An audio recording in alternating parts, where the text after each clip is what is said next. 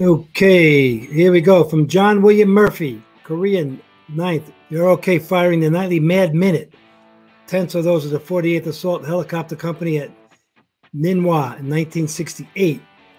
The Mad Minute. I think that was like clear your weapon time. We used to do that up in the LZs once in a while. A platoon would get online or a couple of squads out of a platoon and just let it rip.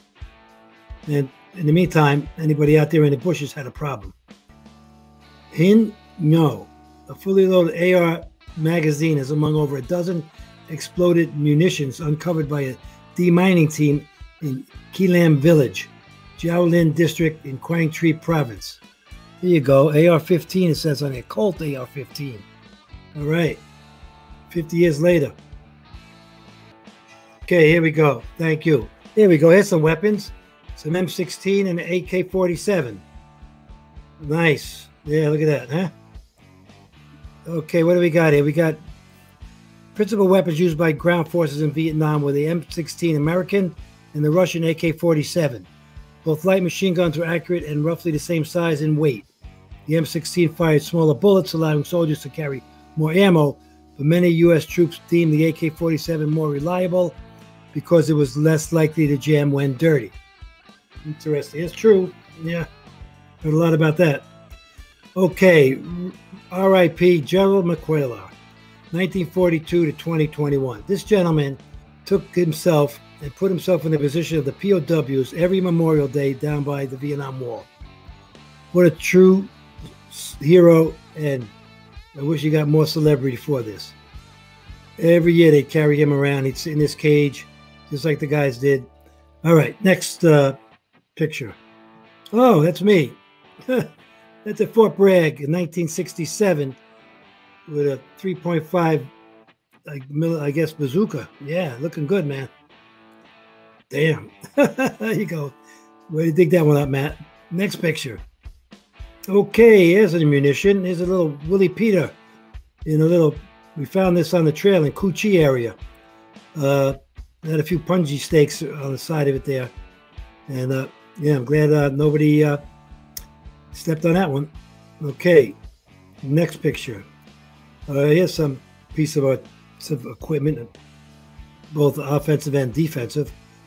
A little APC that got blown off the road. I guess a mine hit it, but gee whiz. Hope the guys are okay. Next picture.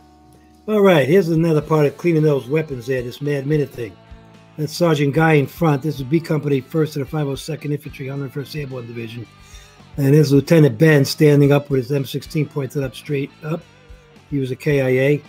And Larry West in front there with the M60. We'll probably see him in a minute. And Sergeant Guy there right in front with the M16. We get two or three squads out of our platoon up there at a time, just cleaning our weapons. Next picture. Okay, how about this? The fleet lashes out. The good old 16-inch guns. My goodness, you could hear those things coming miles away. And they'd whistle over your head and ba-doom. And the craters they produced, it was great because they gave us like little swimming pools or little baths that we could wash in. Next, they were probably 30, 40 feet across and 15, 20 feet deep, some of them. Okay, next picture. Here you go. This is on Highway 1.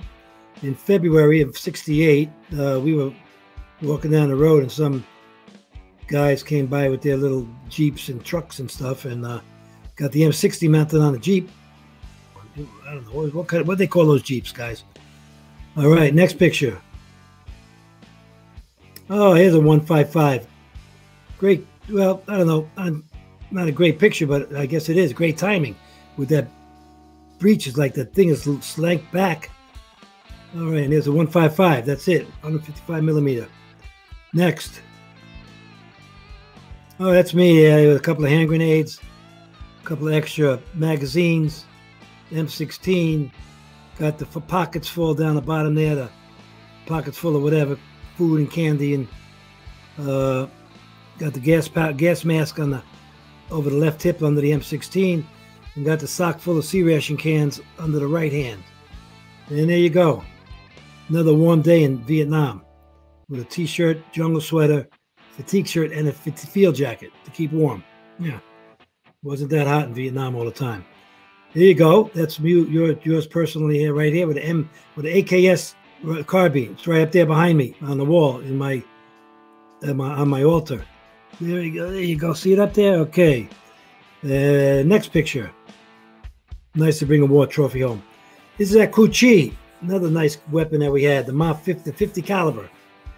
We all take a few little turns at this. Got the M16 laying on the side there. This was at the perimeter in a bunker. Bunkers were laid out every, 30 meters or so. And I had an M50 and a 50 caliber on the top of each one of them. That's a Cu Chi. Next picture. Okay. There you go. There's a bunch of Marines up there in Quang Tri province on Highway 1 somewhere. What is that, a 155 or a 175? Could somebody square me away with that? I wasn't into mechanized artillery. Man, you could carry a whole platoon on there. Nice weapons. Thanks for the support, guys. All right, next picture. Punji pits with the Willie Peter. There you go. There's another picture. Maybe I had the two pictures. This was down at Cu Chi again in the dry season. This must have been January of 68 when we were there. There you go, though. Covered up with little branches and stuff. You can't see it. You're walking down a trail. Boom. You hit the punji pit. You move your foot around. You knock the pin off the grenade. And big trouble. Okay, next. Piece of shrapnel. Some F4 Phantoms came in, and some artillery fire had the our backs in outside of Cu Chi. That was our first mission. They John Stillman, you remember that one, John? And Wayne Duggar. There you go. Harry Adams. First patrol in Vietnam. That's a piece of I think it's a 155 shell, and I picked it up. It was kind of hot, so I had to wait till I picked it up again to take a picture of it. Okay, next. Oh, the old M79. There you go. That's pretty. I didn't like it. I got to sign that thing one time, and I like the 45 that went with it. But in a firefight, that's one thing I did not want to have. I mean, it'd be great to take out a bunker or something, but I prefer the M16 any day, any time. Any comments on that, guys? Any opinions? Next one. Next picture. Okay, Gary Chafee. All right, I just want to thank you and everybody for your service. My question is, what was the popular song? What was the popular song you heard while in Vietnam? The Letter by the Box Tops. Come on. Yeah. Give me a ticket for an airplane. Remember that one? Okay, that's all I sing is one verse, one sentence. And there's a bunch of them, but we got to get out of this place by the Animals. What else was there? Letter. I can't think of it right now. Nice question. Thank you. Did I ever use a law? I broke the law. Oh, I'm kidding there. But no, ever use a law? No, never did. But some of the guys did. Carried one for a while, but never used one. Next question.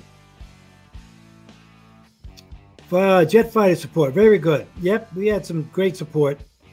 Not only by fighter jets, but by prop planes. The old Vietnamese had a lot of these things that look like P-51 Mustangs, propeller plane for close support. The F-4 was our biggest one, and that's about it. Yeah, F-4, and they dropped a lot of napalm for us on the tree lines, in the hedgerows on the edge of the villages to clear that out. And B-52s, well, they're not, obviously not jets, but fighter jet support was pretty good, pretty handy at times, and it opened up the perimeter of a defense for us to get through there and get into that village. Okay. Backblast area all clear. Oh yeah, that sounded like the old 3.5 bazooka thing. Yeah, very good, No Rodriguez. I like that question. Very good. We also had one mounted on a Jeep, the 105 caliber, kind of looked like a bazooka. All right, what do we got here? What was that question about the 45? No, because I held that. I held that me see. Probably only 2 weeks. I got rid of it. I gave it to one of the new guys that came in. 45 didn't use it. Again, in combat, you want an M16, man. You just want all the firepower as much as you can, as fast as you can, to clear that area instead of pop, pop, pop, pop, little 45 or.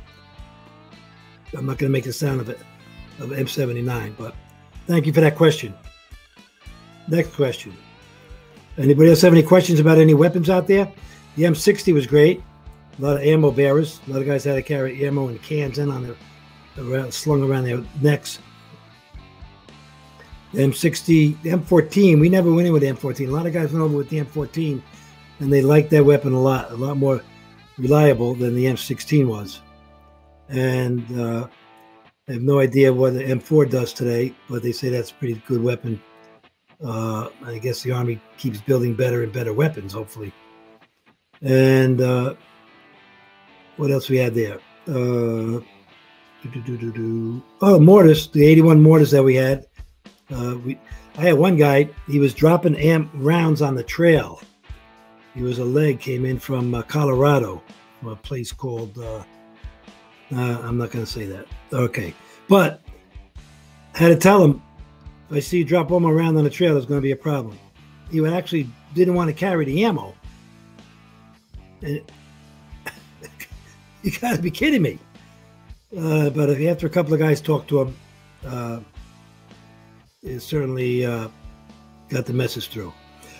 Willie Watkins, thank you for that question. Who was I with in country? I was with B Company, 1st Battalion, 502nd Infantry, 101st Airborne Division. We flew into Cu Chi in December 12, 13, 1967. Stayed there about a month, and then flew up to Fubai and trucked into places in and around Dongha and Quang Tri City. I imagine they had an idea that Tet was coming, so they sent the 2nd and 3rd Brigade of our division over in mid-December, just in time to be like a month or so away, get some in-country training, and to get ready for the Tet Offensive. Thank you, Willie. Gary Chafee again. Yeah, the M79, did they call that the thumper? Yes, it did, because when it shot off, it went. That's what it did. Boom, boom, boom. Like, it was kind of, they knew where you were once you fired it too, which wasn't too good. So, I mean, big time sound. All right. I mean, if somebody fired up one round of M16 or 2 rounds, they could look up and down a tree line. They're not going to know where it was, but that sound gave you position away pretty easily.